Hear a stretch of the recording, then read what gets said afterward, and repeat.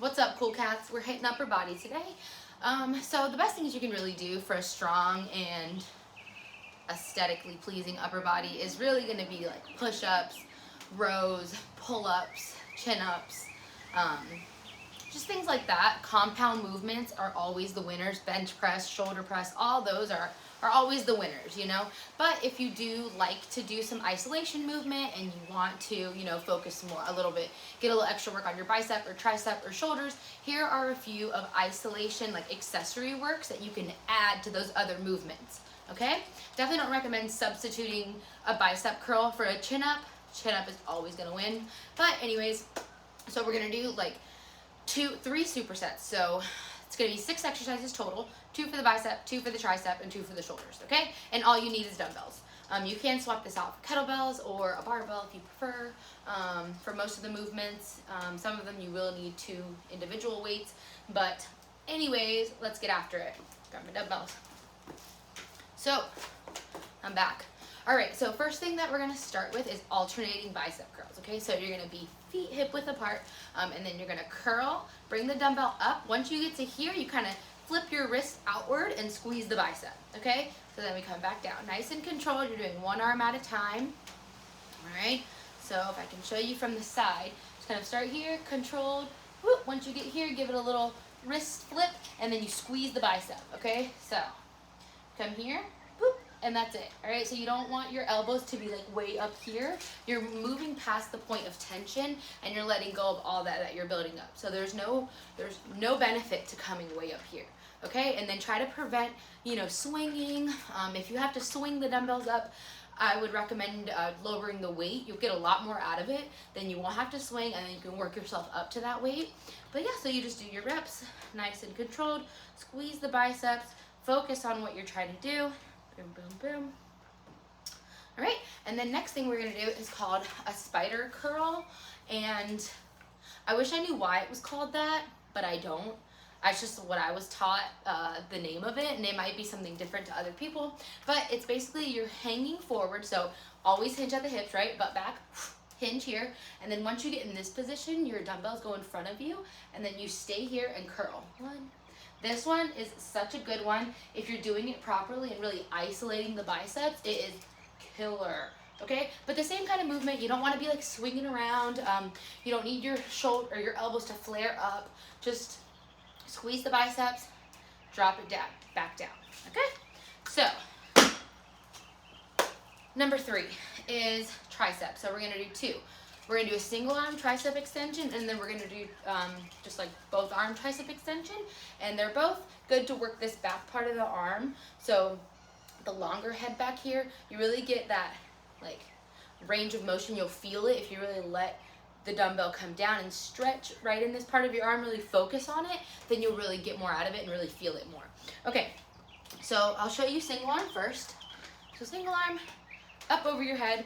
Now, once you get the dumbbell all the way up over your head, you have to remember that whenever you're trying to extend or flex your tricep, you're getting that movement from the elbow. No other part of your arm needs to move, okay? So all the way up, down, down, down. So now the dumbbell kind of disappears behind me. So see this good range of motion? Stretch right in here, and then with using this muscle, extend up, okay? Nice, slow, and controlled. Down, down, down, down, down. Nice, good stretch, and extend up, okay?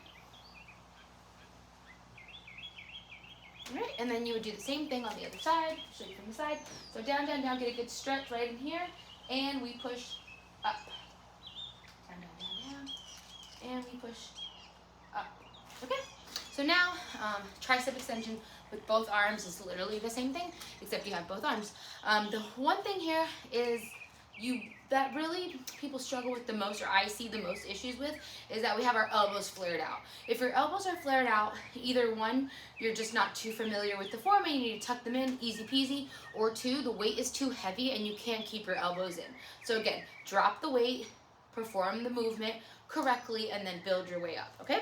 So, I'm gonna show you the correct way to do it. Here, so elbows are in, extend. It looks exactly the same as if I had 1 dumbbell, except I'm using 2. And then from here, you push up and just extend. Once you get to here, you can kind of squeeze your tricep at the top of the movement, and then down, down, down, and extend. So now,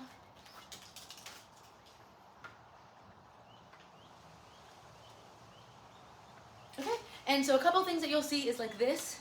So you're just kind of going like this. And that's not, I mean, it's hitting your tricep, but barely. All right, your elbows need to be in this position close to your head, your body, for it to really be able to flex and extend all that range of motion all in there in those bat wings. Okay, so out, this is a no-go. Or you'll see a lot of like pushing, a lot of the arms moving all the way up and down like this. Again, most of your arm is staying stationary. The only thing that's bending is going to be at the elbow. So you just extend like this, extend at the elbow. No matter really what position you're in, whether you're doing a standing tricep extension, a lying tricep extension, the movement from your tricep is done in that movement. So anyways, hope that made sense because it was kind of all over the place. And then last one we're going to do is 2 for the shoulders. Now these are not meant for like I said, these are accessory work. So it's not meant like super strength work. Really, the weight should be light, especially whenever we're dealing with our shoulders, because we want to protect our shoulders. Last thing you want is like rotator cuff issues, which is very common because people progress on their weights too fast and their muscles are not caught up to that. So we're going to do 2 things, and one is going to be lateral raises, and these are king to building defined shoulders. Okay, so your elbows are going to be soft. Okay, they're not bent, but they're not locked. Okay, so soft elbows, and then you're going to raise the dumbbells about 45 degrees away from your body. Okay, so you're not like way out here, and then you're also not doing like front raises, right, because that's a different variation, but you're about 45 degrees away at an angle from your body, and then we just nice and controlled. Okay, because again, this is different than actually using, these are actually too heavy for me to do this movement, but I'm pushing through. But this is completely different than using all that momentum and just flinging your body around, okay? So you're not supposed to be able to do lateral movements with lots and lots of weight. So if you never get past 8, 10, that's fine. That doesn't mean you're weak. That's good for that movement, okay? So secondly, we're going to do an around the world. It's very similar to the lateral raises, except you go all the way around. Again, you want to use lighter weights. I grabbed these to show you the other movements, and I'm just going to push through these, but ideally, I wouldn't use more than like 8 to 10 on these. All right, so then they start in the middle.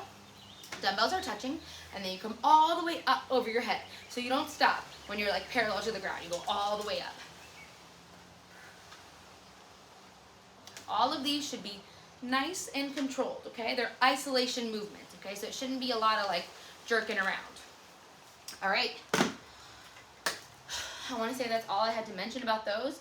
So rep ranges will be a little bit higher and your rest breaks will be lower when it comes to isolation accessory work. So you could do 12 to 15 reps of each of those. You can still superset them, so do the bicep with the bicep, or you can do like a giant set. So you can do bicep exercise A, tricep exercise A, shoulder exercise A as a superset or like a giant set, and then do it like that till you get through it.